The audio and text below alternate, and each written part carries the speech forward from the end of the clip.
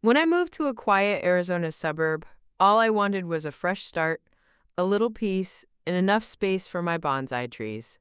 Instead, I found myself in a brutal war over a mailbox with a power-hungry HOA president and his dangerously curious wife. When I bought the house, I thought the worst part would be the heat, or the scorpions, or maybe the crushing loneliness of being a 42-year-old divorcé in a master-planned Arizona suburb named Sonoran Serenity. But no, those were all manageable. The real problem, the true desert plague, came in the form of one pastel-colored tri-fold pamphlet slipped into my mailbox. Friendly reminder, your mailbox violates community aesthetics. That was it. No hello, no signature, just a warning printed in Comic Sans, topped with the HOA logo, 2 palm trees flanking a stucco arch. The paper smelled faintly of lavender, which only made the bile rise faster in my throat. I had lived in New York through 5 years of co-op board meetings. I knew exactly what this was, a turf war in khakis and orthopedic sandals. Let's back up a little. I'm Dmitry Valenko, ex-litigator, bonsai enthusiast, reluctant homeowner. After my marriage detonated in spectacular fashion, involving a family therapist, a housekeeper named Julio, and one very poorly timed anniversary dinner, I left Manhattan behind and headed west. I wanted space, sun, and something that didn't remind me of shared closets and couples therapy. Sonoran Serenity looked like an oasis. Adobe-style homes, whisper-quiet streets, and more cacti than humans. My real estate agent, a Botoxed hummingbird named Tiffany, assured me it was low-drama living with high resale value. I should have known better when she mentioned the HOA as a selling point.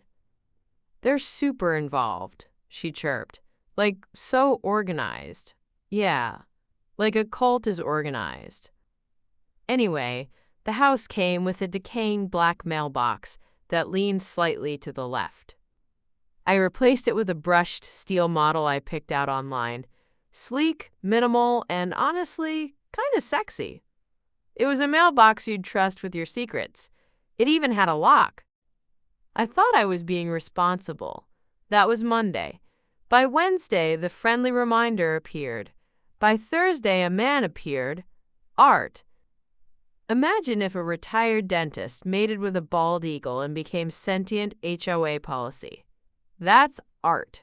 Late 60s sunglasses perpetually perched on his head like a crown of suburban authority, and a tan so leathery it looked bulletproof. He introduced himself by clearing his throat aggressively on my lawn until I opened the door. "You, Dmitry?" he asked, already frowning. I said yes. Mistake number 1. I'm Art, HOA president. He paused for effect. You're new. I noticed you installed a non-regulation mailbox. I replaced the old one, I said. It was rotting. Art nodded slowly, the way a priest might nod before an exorcism. You should have submitted a mailbox modification request form first. I blinked. A what? He pulled out a laminated sheet like it was evidence in a murder trial. It was labeled Form 11B Mailboxes and Other Curbside Fixtures. 3 pages, I skimmed. Color codes. Approved finishes. A diagram. It's a mailbox, I said. It's also a visual disruption, he countered. We have standards, cohesion, uniformity. That's what keeps property values high, Dmitry. His tone said, that's what keeps people like you out. Now, I'm not a man who picks fights. I'm a man who wins them. Quietly, legally, with paper trails and footnotes. But I smiled, thanked him, and promised to review the guidelines. I did. That night. And I nearly choked on my microwave pad thai. The HOA's covenants, conditions, and restrictions, CC&R's document, was 76 pages long, including an appendix on decorative gravel tones and a 4-paragraph diatribe about inflatable seasonal displays. It read like Orwell for cul-de-sacs. And Art had highlighted passages in yellow.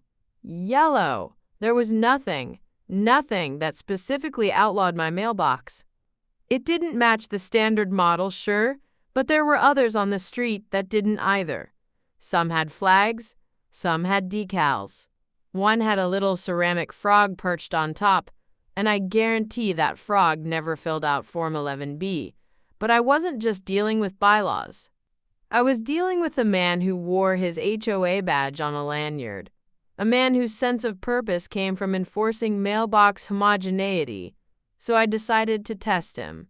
I left the mailbox up. 2 days later, I received violation notice number 2, this time on official HOA letterhead. Read, printed at 110% zoom on thick paper with a watermark. It claimed I was in breach of Article 5.3.1, facade consistency, and that I had 7 days to comply before escalating fines.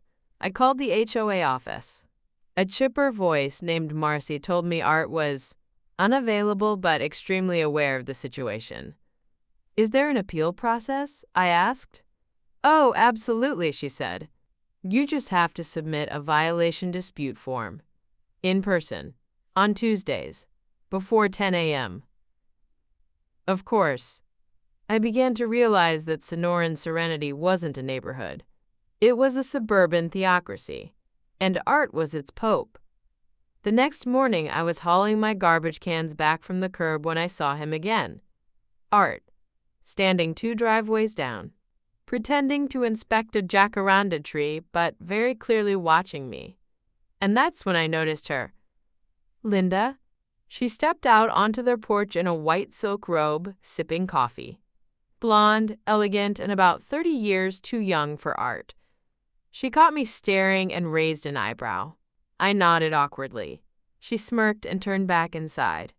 I didn't know it then, but that look, equal parts amusement and warning, was the beginning of the end. Not just for my mailbox, but for everything.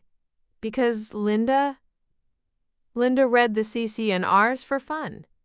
And Art had no idea who he was about to piss off. If Chapter 1 of my suburban saga was titled Mailbox Meltdown, Chapter 2 was all about grass. Specifically, my grass. After refusing to replace my aesthetically discordant mailbox, I figured the HOA would let me live my quiet bonsai tending life. Maybe they'd stew silently in their beige wrath and send me increasingly aggressive mailers. But no, this wasn't just about the mailbox anymore. Art had moved on to my lawn. And with it, my soul. It started with a warning. Another flyer, this time stapled to my front door, like a passive-aggressive eviction notice. Notice of non-compliance. Your front yard exhibits patchy growth inconsistent with community standards. I stared at it, coffee in hand, standing in boxers and a t-shirt that said Divorce the Musical. The Arizona sun was barely up. I hadn't even brushed my teeth. And yet there it was, a full paragraph explaining that my lawn had been flagged for inconsistent chlorophyll coverage and mowing irregularity. There was also a photo attached. A grainy, zoomed-in shot of my turf, presumably taken by a surveillance drone or, more likely, a very committed HOA board member hiding behind a creosote bush. In the background, you could make out my recycling bin, which, according to yet another note, had been left out beyond the allotted 24-hour window. That's when it hit me. I was being watched. Let me be clear. My grass was fine. Not country club, not Instagram influencer yard influencer fine. But certainly not violation-worthy. I'd even spent a weekend laying down a fresh layer of mulch in a rich, earthy hue called mocha bark. I was proud of that mulch. But this wasn't about aesthetics anymore. This was war. ... I tried to talk to Art. Again. I caught him in his driveway, polishing his spotless 2019 Lexus RX in what I can only assume is his daily meditation ritual. He looked up, fake surprised. "Morning," he said. "Art," I replied. "We need to talk about these violations." He didn't stop polishing. Rules are rules, Dimitri. We all agreed to them when we signed. I never agreed to be stalked by someone with a tape measure and an axe to grind. He gave me that infuriating HOA smile. Tight-lipped, superior. The kind that says, you'll see what happens when you test me. You could always appeal, he said. Form 4.9.3. It's a multi-step process, of course. Of course it was. That night, I was still fuming when I saw her again. Linda, watering potted succulents in an outfit that could best be described as yoga but make it marital sabotage. She gave me a once-over, smirked, and walked over, holding a pitcher shaped like a flamingo. Rough day? She asked. Define rough. She gestured vaguely toward my lawn. Art's lawn watch again? Is that what it's called? Oh, honey, she laughed.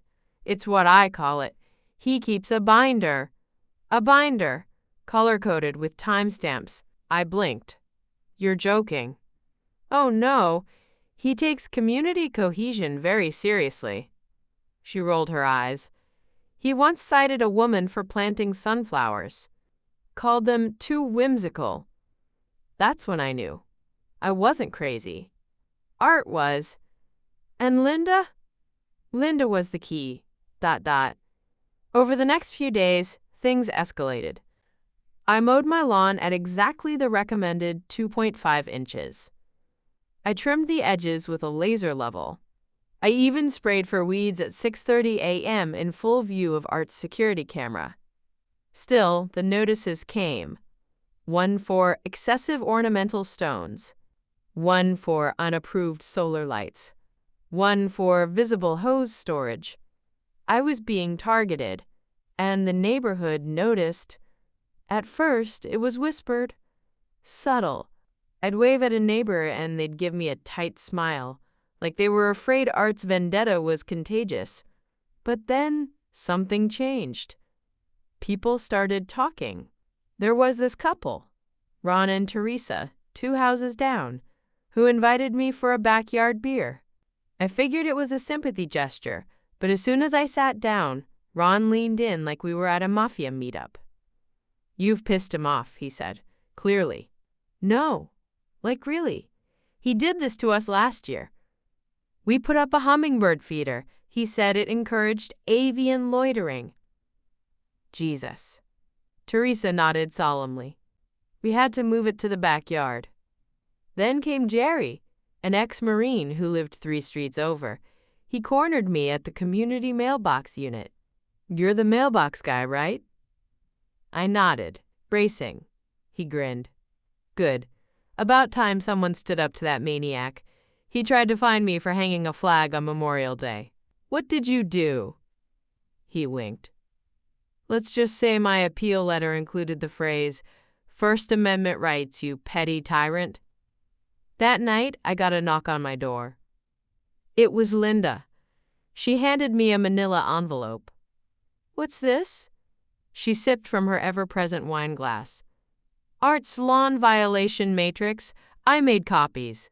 I opened it. Inside were spreadsheets. Photos. Timetables. A literal heat map of grass deviance across the neighborhood. Color-coded by violation frequency. Is this legal? I asked. She smiled. I printed them at Staples. Staples is lawless. I sat down on the porch steps and exhaled. Linda joined me. He thinks he's king of the cul-de-sac, but everyone's just scared of the paperwork. I looked at her. Not you? She raised an eyebrow. Please. I've been married to him for 12 years. I know where the real bodies are buried. We sat in silence, watching the desert sunset bleed into the sky. Somewhere in the distance, a sprinkler clicked on. Then she said it. You know, Dimitri, the bylaws don't say anything about bonsai trees. And just like that, the spark ignited. ... I knew what I had to do. If Art wanted to play the game by the book, I'd bury him in it. I spent the next 2 nights digging into the CC&Rs, just like the old days. Law school at Columbia, prepping for litigation, mainlining coffee, and getting high on fine print. But this wasn't federal court. This was worse. This was HOA court. I flagged loopholes, contradictions, outdated clauses. I found sections where Art had misquoted rules in my violations. I even discovered an obscure clause, Article 9.6.2, that allowed for alternative landscaping installations with a single majority vote at an open meeting. It was gold, and I wasn't going to keep it to myself. I started talking to neighbors, quietly, casually, at the dog park, by the mailbox unit, during accidental run-ins at the community pool. Turns out the whole neighborhood was seething. They just needed someone to say it out loud. I became that someone. And Linda? She became my co-conspirator. One bonsai tree at a time. I used to believe there were two kinds of people in the world, those who read HOA bylaws for compliance, and those who read them for revenge. Guess which kind I became? By the time April rolled around, my front yard looked like the set of a luxury real estate ad. Clean lines, no weeds, tasteful desertscape. Hell, I even added a sand garden. But beneath the zen surface, chaos, schemes, whisper campaigns, all carefully plotted from the fold-out table I'd set up in my garage, flanked by blueprints, iced coffee, and a growing conspiracy board of color-coded HOA infractions. This wasn't just about the mailbox anymore. This was a war for the soul of Sonoran Serenity. And my mulch? My mulch was strategic. ... Let me explain. Art's HOA had a thing for community cohesion, especially in landscaping. There were only 3 approved mulch colors: Mesa Tan, Desert Dune, and Sierra Buff. Sounds like rejected shades of beige paint, right? Well, my mulch was mocha bark. A rich, almost sensual dark brown. Not approved. But here's the kicker. Nowhere in the CC&Rs did it say mulch color violations were enforceable if part of a, quote, certified xeriscaping plan. That little clause was tucked in a section clearly written in 1994 by someone who had a cactus fetish. So I did what any former litigator with a grudge and an Office Depot rewards card would do. I submitted a landscape modification request citing water conservation priorities and architectural enhancement. I attached a xeriscaping plan I downloaded from the Arizona Department of Water Resources website, highlighted the clause in the bylaws, and CC'd every single board member except Art. Then I mulched the hell out of my front yard in mocha bark like it was my manifesto. 3 days later, I heard the squeal of brakes. Art's Lexus. I stepped outside just in time to see him standing in my driveway, staring at my mulch like it had insulted his mother. "What's this?" he asked, nostrils flaring. "Xeriscaping," I said cheerfully. "Approved. You'd know if you checked your email." He scowled. "You didn't go through the proper procedure." "I used Form 7.4.1-C, I said, tapping the clipboard I just happened to be holding. "And according to Article 9.6.2, once submitted to a quorum of board members and unchallenged for 72 hours, it's considered accepted by default." He blinked, then blinked again. "You're playing a dangerous game," he muttered. I smiled. "I'm just planting roots. ... Meanwhile, things with Linda were getting complicated. It started innocently enough. She'd swing by with iced tea and accidentally forget her sunglasses. We talked. We joked.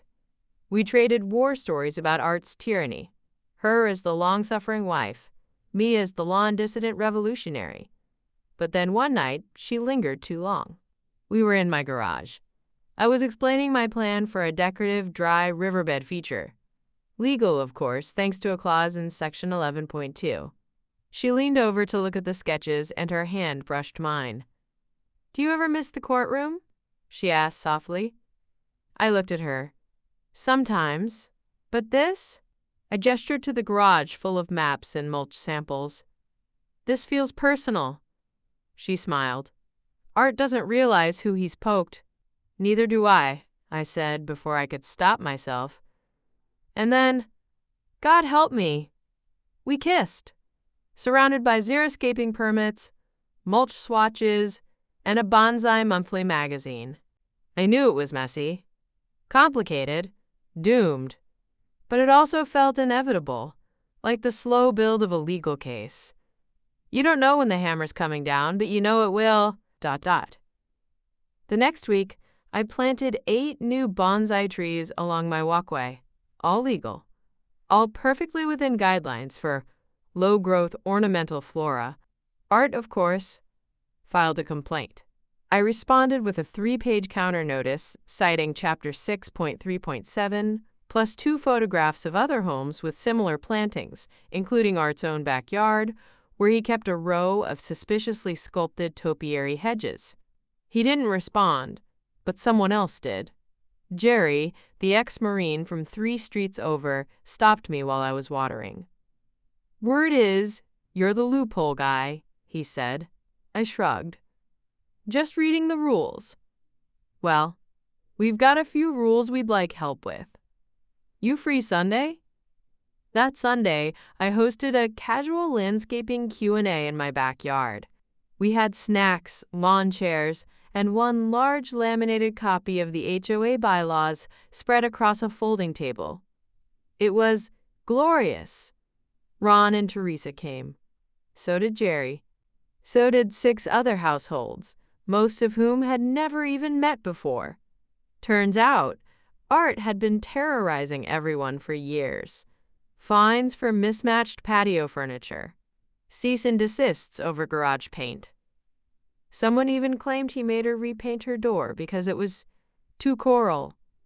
I started sharing what I knew. The loopholes, the contradictions, the half-enforced rules that could be turned right back on the board.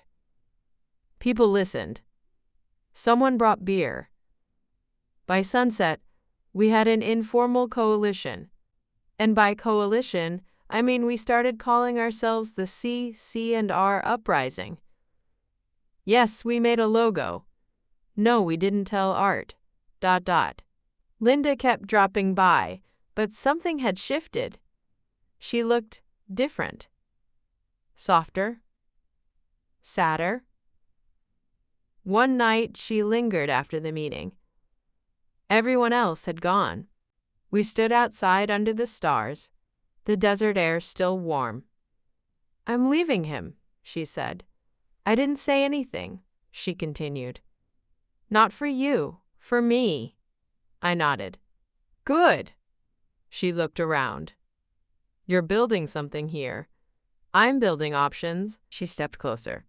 Be careful. Art's not just petty. He's dangerous. He's bored, retired, and he thinks he owns this place. I smiled. So did Napoleon. ... The next morning, I got a new violation notice. This one claimed that the curvature of my riverbed landscaping did not align with natural erosion patterns and was therefore aesthetic vandalism. He called my yard vandalism. That's when I lost it. I spent the entire day compiling every photo, rule citation, time-stamped email, and neighbor testimony I could. I created a slideshow. I added music. I even included a flowchart titled Art's Abuse of Covenants, a Tragedy in 3 Acts.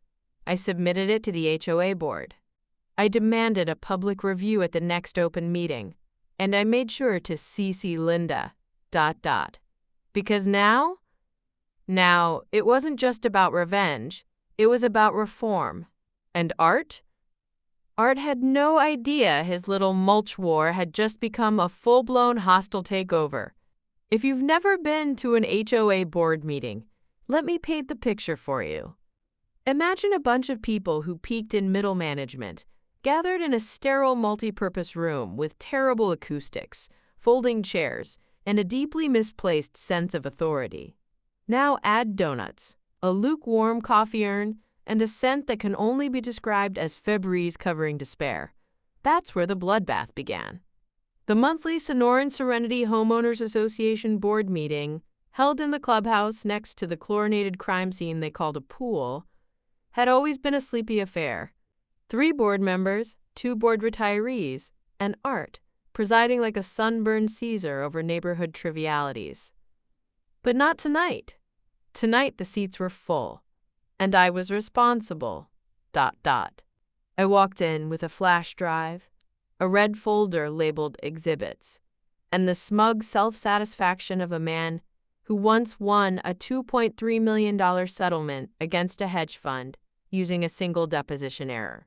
Linda was already there, sitting in the back like suburban Aphrodite in yoga pants and a denim jacket. She gave me a subtle nod. Across the room, Art sat at the head of the fold-out table, clipboard in hand, jaw tight. He looked at me the way a lion looks at a rival male invading its territory, territorial, threatened, and, if I wasn't mistaken, a little bit gassy.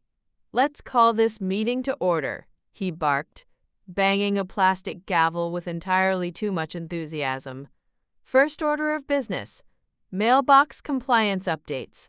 That was my cue. I raised my hand. He ignored me. "I'd like to motion for new business," I said loudly, standing. "You're not on the agenda, Mr. Valenko," Art replied, not even glancing up. "I submitted a request via Form 3.7.2b, I said, holding it up. "Stamped and delivered to the HOA Dropbox last Wednesday, 9:48 a.m. Per the CC&Rs, Article 4.3.1, all members are entitled to present concerns at open meetings." A pause.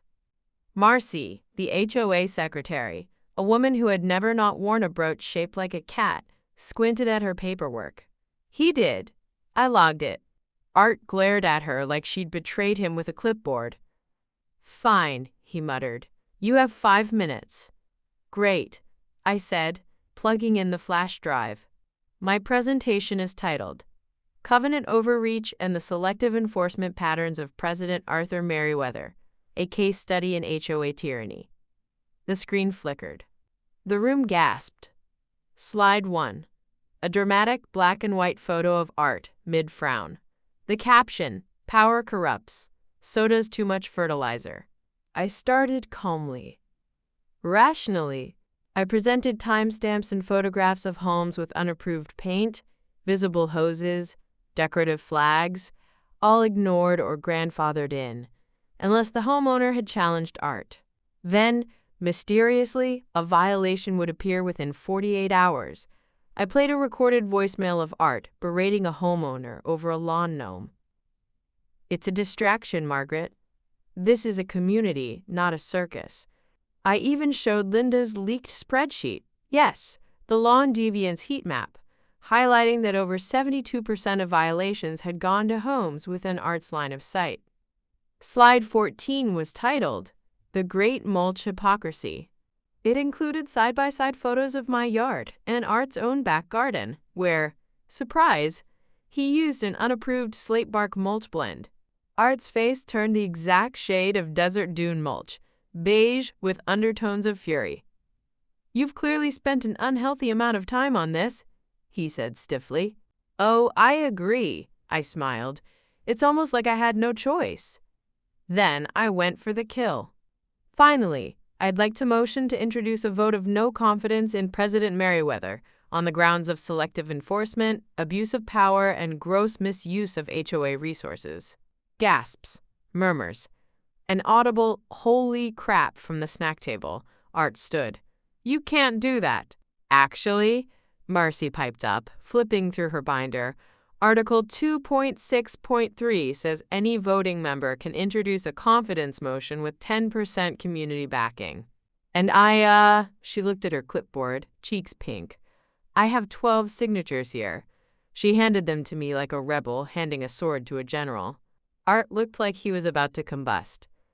"That petition is invalid. This is my community. I built this neighborhood." "No," I said, stepping forward. "You ruled it.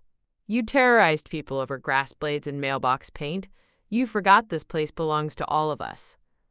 Then came the moment that still gives me chills. Ron, the hummingbird feeder guy, stood up. I second the motion. Then Jerry. Third. Then Margaret, the gnome lady, stood. I vote yes. It spread like wildfire. One by one they stood, some timid, some furious, some gleeful. Art's kingdom crumbled in front of him. Marcy scribbled furiously. That's quorum! He slammed his gavel down. This is illegal! You're all violating decorum! Linda stood up. Art, she said, loud enough to silence the room. Sit down. And for the first time, he did. We voted. The motion passed. Art Merriweather was officially removed from his position as HOA president. He sat there, stunned, as his power dissolved under fluorescent lights and the scent of supermarket danishes. I approached him, folder in hand.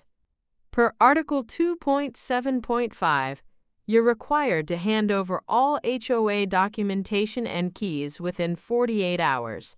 I'll be by to pick them up. Oh, and I'm sure the community would appreciate if you didn't attend next month's meeting.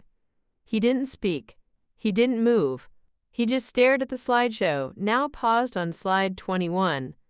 A photo of my mailbox captioned, Welcome to the Resistance. After the meeting, neighbors hugged. People laughed. Someone opened wine right there in the parking lot. Linda walked up to me, calm and unreadable. You did it, she said. No, I replied. We did, she smiled. He's not going to forget this. I'm counting on it. That night, I got a final text from Art. You think this is over? It's not. I didn't reply. I just ordered a fresh bag of mocha bark mulch and planted 3 more bonsai trees because the breakdown was just the beginning. Now came the rebuild. You'd think removing Art from his HOA throne would have been enough, that the public shaming, the unanimous vote, and the slideshow featuring his illegal mulch would have satisfied my taste for justice. But no. See what we did at that meeting? That was just the trial. Now it was time for the sentencing, because behind every petty tyrant is a paper trail. And I had a very motivated informant. His laptop password is ToothKing84. Linda dropped that line over Vietnamese takeout in my kitchen like it was no big deal. She had her hair in a messy bun and chopsticks in hand, like she wasn't casually detonating a digital landmine on her husband's life. Tooth King? He's a retired dentist. His vanity plates literally say Molar 1. Of course they do. After the meeting, Linda had moved into the casita behind her cousin's house. Art, in true sitcom dad fashion, had assumed she'd come back after cooling off. Instead, she spent her evenings with me, helping me sift through HOA documents, sipping Riesling, and occasionally pointing out which of Art's emails contained incriminating details. See, when Linda said she knew where the bodies were buried, I assumed she meant that figuratively. I was wrong. We started with the HOA financials. Legally, the books had to be available to any homeowner upon written request.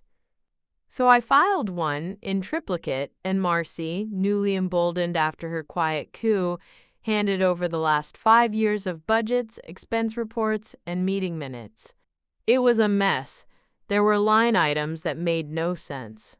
Decorative shrubbery enhancements, minus $2,700. Board retreat, Prescott Resort, minus $1,900. Maintenance, unspecified landscaping anomalies, minus $1,150. Anomalies? I muttered, flipping through the receipts. Was he hiding aliens under the turf?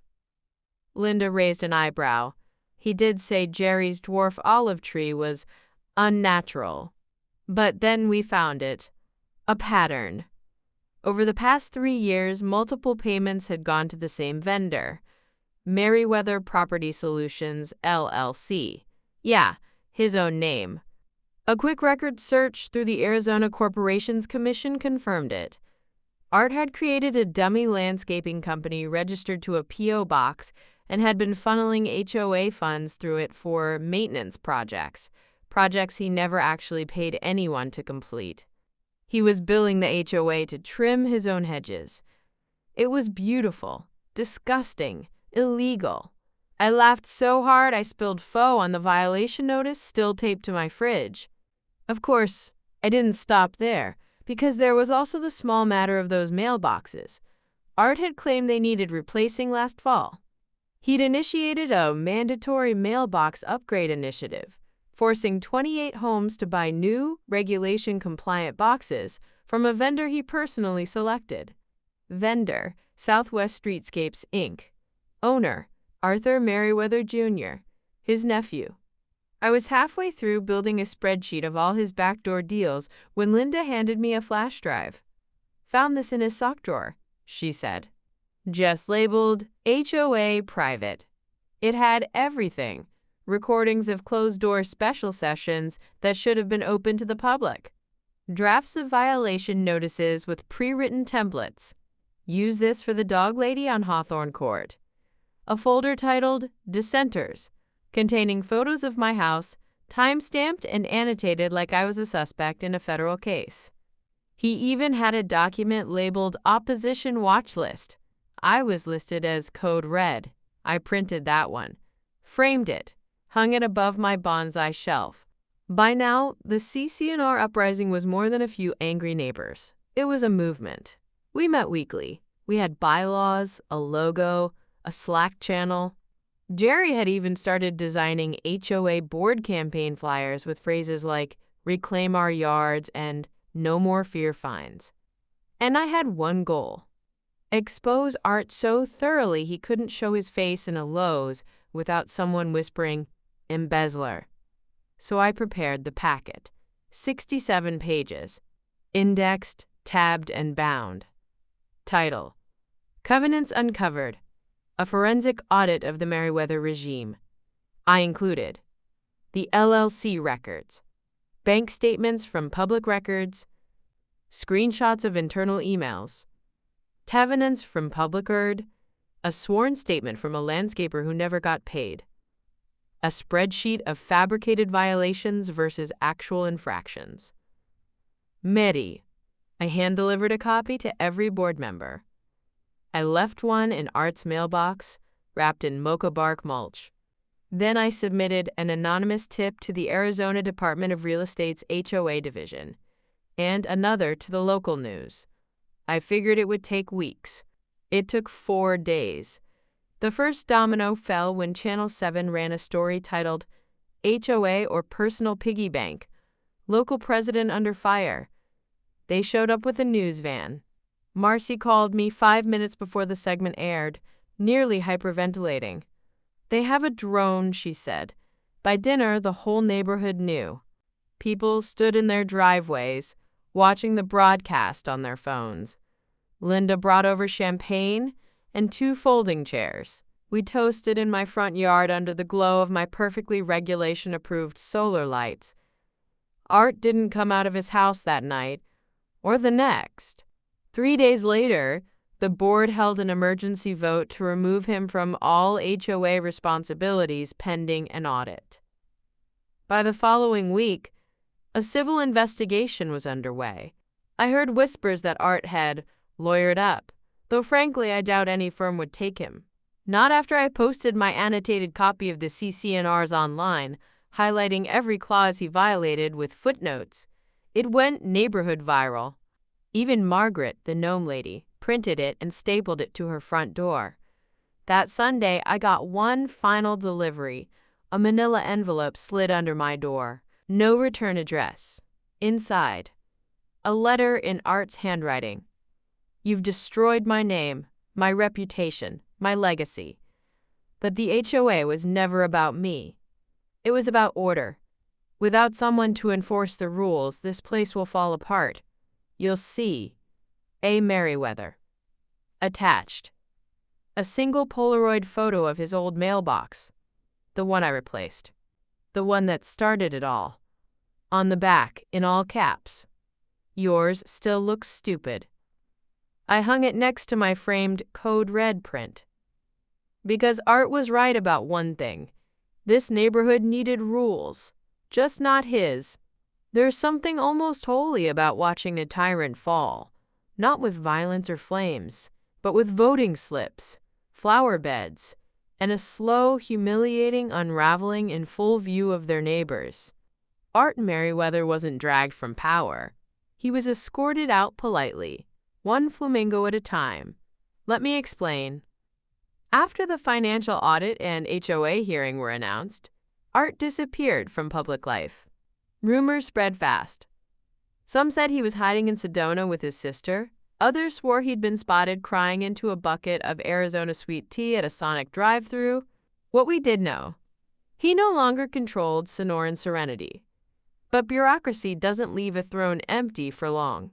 A special election was announced to fill the vacated HOA presidency. And suddenly, the neighborhood transformed into something out of a high-stakes political drama. If that drama were set entirely on sidewalks, Facebook groups, and the seasonal aisle of Home Depot. 3 candidates ran. Marcy, the secretary-turned-freedom fighter, who ran on transparency, cat-themed stationery, and a platform of no more surprise finds. Jerry, the ex-Marine, who promised constitutional landscaping rights, lower dues, and free grilling permits on major holidays. Me? Yeah, I didn't plan to run. But the uprising made a compelling argument. And by compelling, I mean they showed up on my porch with a yard sign that said, Dimitri 2025, mulch, not malice, and a bottle of bourbon.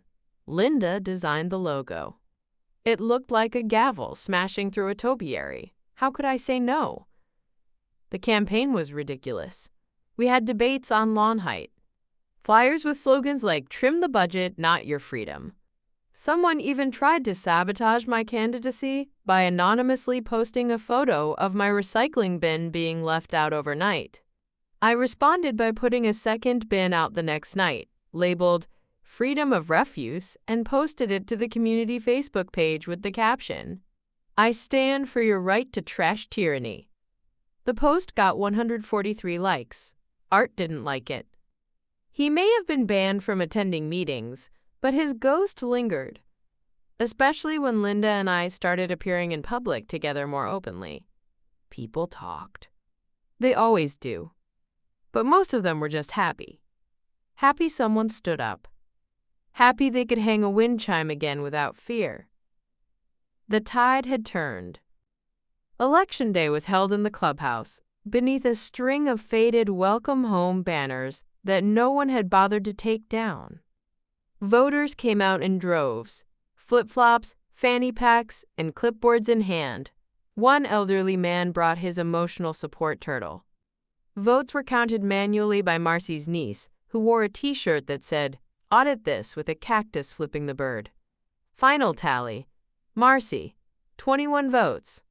Jerry, 32 votes. Me, 74 votes. The crowd outside erupted like we'd just overthrown a dictator, which, in a way, we had. They hoisted me onto a folding chair. Someone handed me a novelty gavel. A child shouted, Make the lawns free again. I laughed so hard I nearly choked on a donut hole. But then, amid the celebration, I saw him, Art, standing across the street, hands in his pockets, watching from the shadow of a mesquite tree like a villain in a retirement-age soap opera. Our eyes met. He didn't say anything, just turned, got into his Lexus, and drove away. No parade, no final speech, just a quiet exile with the AC on full blast. My first act as president, I passed a Community Landscaping Freedom Act. It removed color restrictions on mulch, allowed modest, decorative expression, and struck down the outdated mailbox uniformity clause. The new rules even permitted up to 3 seasonal inflatables per household, within reason. No one wants another 9-foot minion incident. We renamed the Violation Enforcement Committee to the Community Harmony Task Force. We replaced the HOA newsletter's clip art with actual photos from the neighborhood. And we finally allowed gnomes, Margaret cried. Linda didn't attend my first board meeting. She was already moving on, literally, packing up boxes for a new house in Scottsdale, where she said she'd never hear the phrase decorative rock infraction again. We stood on my porch the night before she left, a bottle of wine between us, the bonsai trees casting long shadows across the gravel. You're going to make a great HOA president, she said. High praise coming from a former first lady. She smiled. Just don't turn into him. I'll try, but if I do, revoke my mulch privileges immediately. She leaned in, kissed my cheek, and whispered, Mocha bark forever. Then she was gone. A week later, I received one last anonymous delivery. A ceramic flamingo, spray-painted slate bark gray, with a note tucked into its beak. You may have won the vote, but your lawn is still slightly uneven. I laughed so hard I scared a hummingbird out of the yucca. I placed the flamingo in my yard, right at the edge of regulation distance from the curb, and I left it there, as a reminder. That tyranny can take many forms.